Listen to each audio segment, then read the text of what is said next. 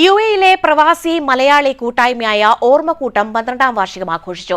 ഓർമ്മോത്സവം season 12 എന്ന പേരിലാണ് ആഘോഷം സംഘടിപ്പിച്ചത്. ബിജിൽ, അംബിക എന്നിവർ ചേർന്ന് പരിപാടി ഉദ്ഘാടനം ചെയ്തു.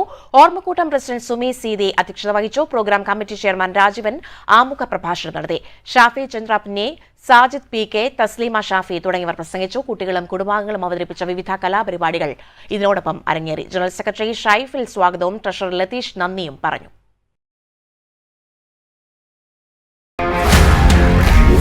One anchor every week, 20 years, 1,000 episodes on one TV channel.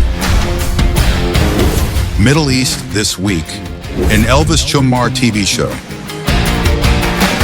Exclusively on Jai Hind TV. Stay tuned for the 1,000 countdown.